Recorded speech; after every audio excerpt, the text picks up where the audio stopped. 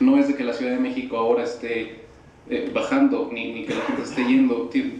Durante los últimos 30 años sus niveles de crecimiento son muy estables, pero hay más de 120, bueno, hay cerca de 120 territorios, municipios, ciudades que están concentrando poblaciones entre 100.000 y 1.000.000 de habitantes. En estos paisajes humanos emergentes, estos territorios emergentes son los que me estoy enfocando. La Ciudad de México, bueno, es un paradigma para los estudios urbanos. En cualquier universidad del mundo que toque el tema siempre se va a tocar a la Ciudad de México. Podrías pasar al siguiente. Y bueno, mi propósito es empezar a generar una cartografía para un sistema cartográfico que interprete el crecimiento de estas ciudades emergentes. Pero bueno, antes de eso me gustaría empezar con esta narrativa de lo que hasta el momento estoy llamando una conciencia geográfica de México. Me he llevado en este año este análisis de esta conciencia geográfica, y yo he encontrado que ha habido 4 conciencias geográficas en México. Vamos a empezar con pues todas las civilizaciones prehispánicas, ya sea maya, tolteca, mexica, incluso tal vez no como civilizaciones, pero tribus chichimecas en el norte. Es decir, ellos ya tenían, bueno, incluso el estudio de sus hábitats, de sus ciudades, de sus territorios nos da parámetros de análisis para ver cómo estas civilizaciones humanas, bueno, cómo estas civilizaciones interpretaban su contexto, su hábitat. Y bueno, hay documentos, hay documentos gráficos o en piedra que nos pueden dar luz sobre esta conciencia del territorio. Eso se puede decir que es la primera conciencia humana geográfica. Viene la conquista, y bueno, básicamente son el choque de 2 sistemas de pensamiento: el pensamiento europeo, español, católico, con la cosmovisión indígena. Bueno, esta mezcla, este choque, aunque puede ya sonar como muy cliché, bueno, genera la segunda conciencia geográfica. Incluso, bueno, ya viene el mandato europeo del territorio. También este mandato europeo se tiene que representar de alguna forma, que hacer mapas de ese territorio, y bueno, ya de esta forma se da esta nueva conciencia geográfica. Y bueno, viene la independencia, se tiene esta pulsión de pertenecer a una ciudad, con una sociedad independiente, soberana, y bueno, se da la necesidad de crear instituciones que definan las fronteras, que definan el federalismo, que nos definan como México. Esa sería una tercera conciencia geográfica. Incluso, bueno, en 1833 se da la primera institución como una sociedad que se encargue de mapear el territorio nacional. Y bueno, viene el siglo XIX con estas definiciones de frontera, con la guerra con Estados Unidos. En el sur, una independencia de 7 años de la República de Yucatán, una separación de Guatemala. En el siglo XIX se definen prácticamente las fronteras actuales. Todo esto en la tercera conciencia geográfica mexicana. Viene la cuarta y la última, que sería, bueno, en el siglo XX, una conciencia geográfica sobre todo, bueno, planteada con un poder hegemónico del PRI, como un partido de Estado que define los estados, que define las configuraciones, un mandato central que parte, como muchas cosas se dieron en el siglo XX, desde la Ciudad de México. Y bueno, podrías pasar a la siguiente imagen.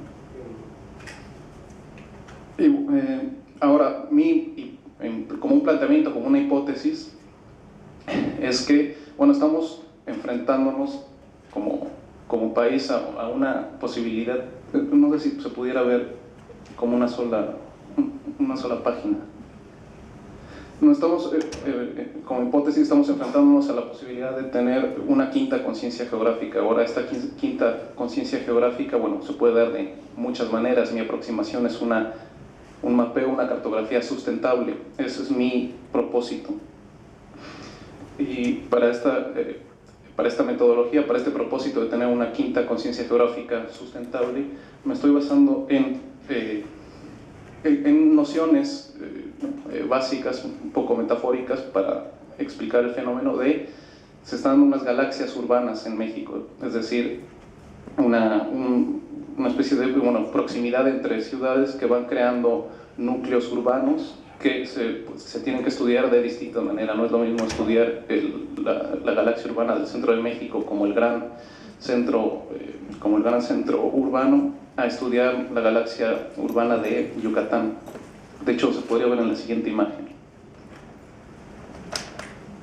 En esta metodología, son todos los territorios que están entre 100.000 y 1 millón de habitantes, como esto es la Ciudad de México, pues se ve claramente, y pasando los 20 millones como una zona metropolitana.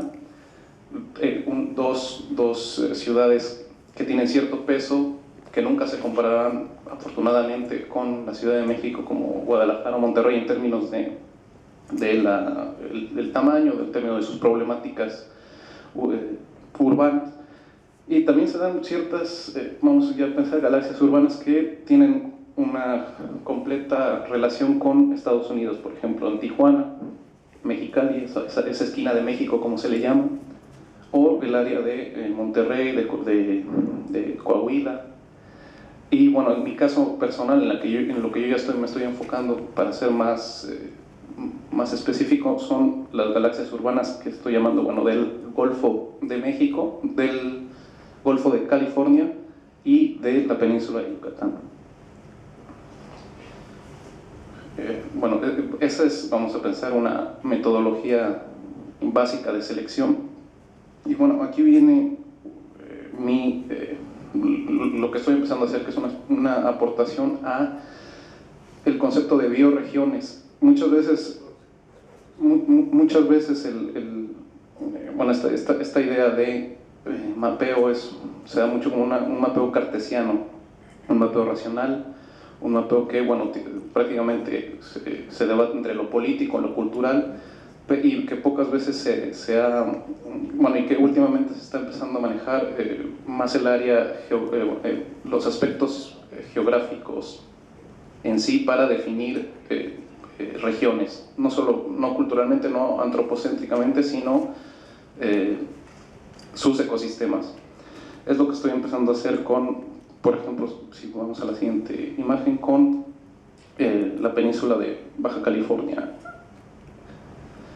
que se puede generar, mapeos tan específicos en términos de los ecosistemas, que te pueden llevar a que la división política mexicana, muchas veces, por ejemplo, se habla de los deltas de Sinaloa o de los deltas de Sonora, pero si quitamos todos los aspectos políticos, básicamente son deltas y se tienen que tomar como una región completamente individual, independientemente si dos deltas están en Sonora, en el sur de Sonora, o si la mayoría de los deltas están en Sinaloa. Es decir, muchas veces para tener planteamientos de desarrollo urbano, muchas veces hay que dejar de lado esos aspectos completamente cartesianos, racionales, humanos. Estoy empezando a tener este mapeo, que es una pequeñísima aproximación a los mapeos que después quisiera desarrollar. O, por ejemplo, si podemos ir a la siguiente, con la península de Yucatán, mapeos que para nada están relacionados con, por ejemplo, muchos de ustedes, o si no todos, saben esa diagonal o ese diamante que dividiría Yucatán, Quintana Roo y Campeche. Ese diamante, el punto de referencia de ese diamante, hay unos conflictos territoriales entre los tres estados. Cada estado dice que está en un lugar distinto, incluso está en la Suprema Corte de Justicia, y muchas veces esos aspectos de querer mapear o querer hacer una cartografía completamente racional, completamente científica, con metodologías exquisitas, eso básicamente ya en la vida real no sirve de nada. Entonces, en el caso muy específico de la península de Yucatán, pues Básicamente es un suelo completamente parejo, sin ríos superficiales, escasísimos, más cenotes, más superficialidades. No hay puntos de referencia para dividir el territorio como una montaña, como una cadena montañosa, y hay, en este ejemplo específico se puede empezar a decir, bueno, si no tenemos esos tipos de indicadores, bueno, empecemos a usar unos que tengan que ver más con los ecosistemas, y de acuerdo a estos parámetros se puedan generar tanto proyectos o metodologías de diseño o de intervención. No sé cómo estamos de tiempo. 3 minutos. Bueno, básicamente para terminar es esta narrativa de que la Ciudad de México, como conclusión, ya el monopolio del urbano por la Ciudad de México, tanto datos muy específicos, ha acabado, el monopolio se acabó. Están surgiendo por todo el país, como se puede ver en estas galaxias urbanas, distintos centros urbanos. Ahora, si nos enfocamos a enfocar en estos centros urbanos, bueno, también enfoquémonos en otra forma de mapeo, en otra forma de cartografía.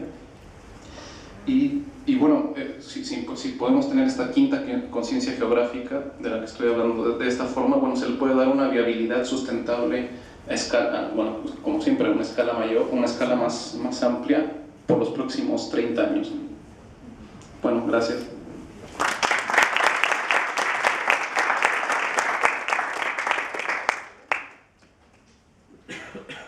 Bueno, muy bien, seguimos con nuestra siguiente ponencia.